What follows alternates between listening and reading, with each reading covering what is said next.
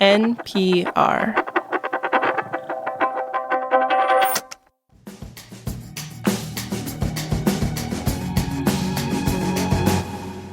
It seems impossible to imagine now, but not long ago, journalism was actually a good business.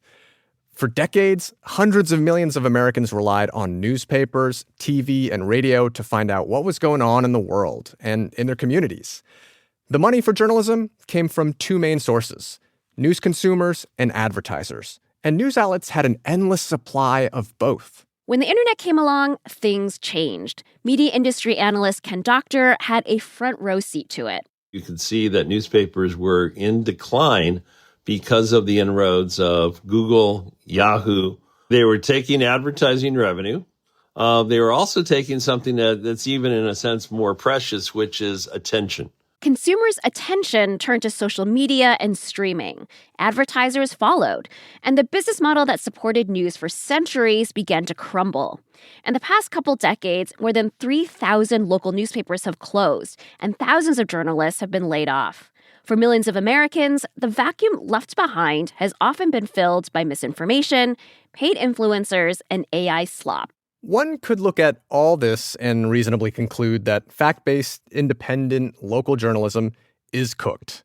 But Ken is not giving up just yet. I do believe if you build it right, they will come. This is The Indicator from Planet Money. I'm Adrian Ma. And I'm Wailin Wong. Today on the show, we'll look at two startups bucking the trend. Their success so far might just reveal a path forward for a local news revival.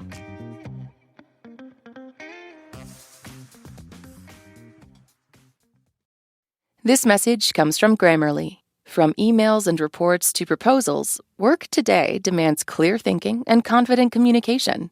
90% of professionals say Grammarly has saved them time writing and editing their work. It helps simplify complex ideas so your message lands clearly and quickly. This is AI that works with you, not over you. In a world of generic AI, don't sound like everyone else. With Grammarly, you never will. Download Grammarly for free at Grammarly.com. Santa Cruz County in California has a population of around 260,000 residents. For a long time, the paper of record there was the Santa Cruz Sentinel. But when Ken Doctor moved there in 2019, he says the Sentinel was a shell of its former self. Its owner, a hedge fund called Alden Global Capital, was notorious for buying up newspapers and slashing their staffs. After a few decades working as a journalist and then as a media analyst, Ken felt like he had to do something. I decided that I needed to put my principles out there and exchange the relatively easy work of being a consultant and analyst for being an entrepreneur. Ken decided to start his own local news outlet. Ken, there got to be easier ways to stand by your principles. Yeah, I mean, only madness lies that way, Ken. But despite the decline of legacy newspapers, Ken believed that with some tweaks, the classic business model for journalism was still sound. You get businesses to pay you who want to advertise, they want to reach customers, and you get readers to pay you because they like what you're writing. They want to know what's going on. So in 2020, with a newsroom of 10 people, Ken started a digital news site called Lookout Santa Cruz. In a few short years, Ken says its readership has grown to the point where they reach about half the adults in the county every month. A couple of years ago, Lookout won a Pulitzer Prize for its coverage of floods in the city. And that recognition helped pave the way for Lookout to open a second newsroom, one that covers the city of Eugene, Oregon.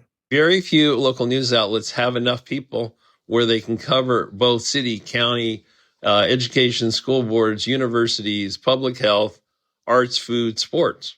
We do that in both places. And Ken says there are plans to open 3 more local newsrooms in the near future. Lookout, indeed. So what is the secret to Lookout's success? We like to say we're fiercely mission-oriented and fiercely business-driven. Okay, so business-wise, Lookout is what's called a public benefit corporation, which means it balances profit-making with public service. And Ken has a couple lessons to share from running it. The first lesson is that capital is key. To get the operation off the ground, Ken pitched various philanthropic funders, telling them he wanted to raise $2.5 million. And they go like, $2.5 million for Santa Cruz? Are you crazy? You know, it's just this little groovy place.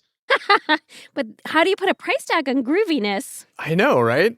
And some funders were like, why don't you just hire like 2 people and show us what you can do first? But Ken said, even for a groovy little place, that's not going to work.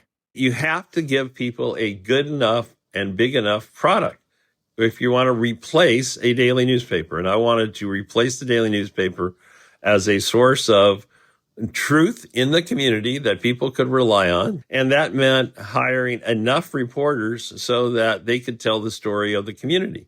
Ken managed to raise the money, but he didn't want Lookout to be dependent on charitable funding.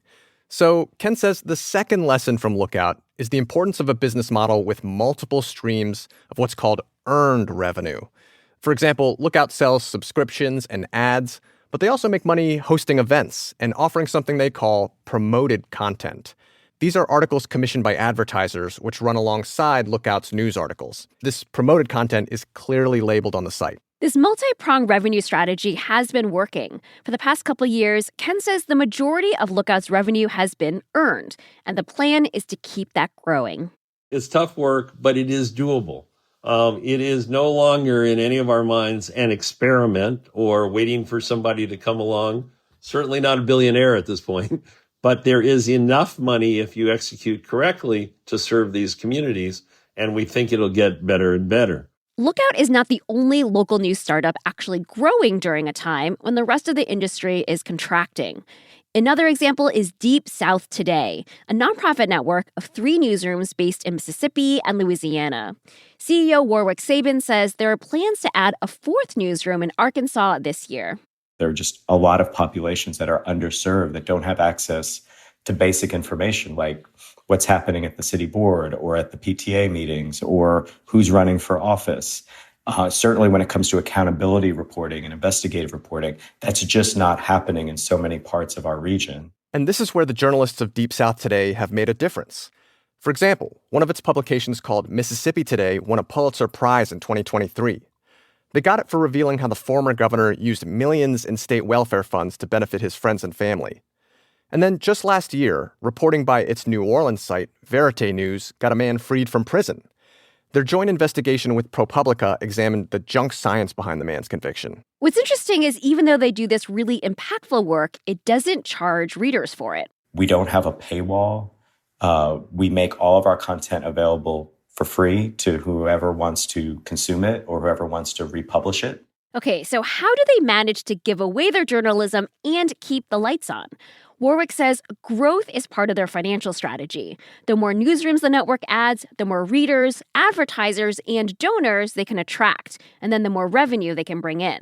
And because all the business functions like HR, tech, and sales are already paid for, the entire network can benefit from economies of scale.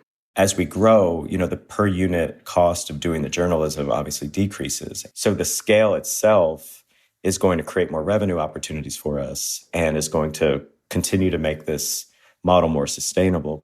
This is similar to the strategy used by the big newspaper chains and hedge funds, but the priority is public service rather than profits. Another way Deep South Today has been able to expand its journalism without breaking the bank is by partnering with other outlets.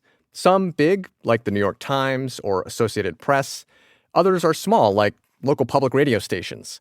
Warwick thinks their model can be replicated in other parts of the country that have lost local news. I'm very bullish on the future of journalism, mainly because I think there's always going to be a need for information. And perhaps another reason to be bullish is that Deep South Today, Lookout, these are just 2 examples of startups that are bringing local news back.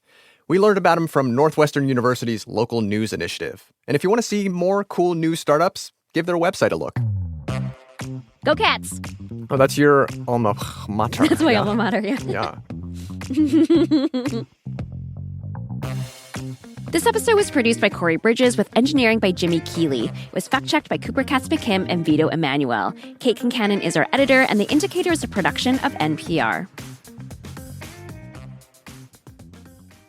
This message comes from NPR sponsor 1Password. Anyone else feel like 99% of your emails and texts are password reset codes? Trusted by millions of users and over 175,000 businesses, 1Password lets you skip the resets and sign in securely with strong, unique passwords that autofill across all your devices. You can safely share logins, store cards and files, and finally stop using your pet's name as a password. Try it free for 2 weeks at onepassword.com/NPR. Support for NPR and the following message come from Edward Jones. A rich life isn't always a straight line. Unexpected turns can bring new possibilities. With 100 years of experience navigating ups and downs, Edward Jones can help guide you. Let's find your rich together. Edward Jones, member SIPC. This message comes from Capella University. That spark you feel? That's your drive for more. Capella University's FlexPath learning format lets you earn your degree at your pace without putting life on pause. Learn more at capella.edu.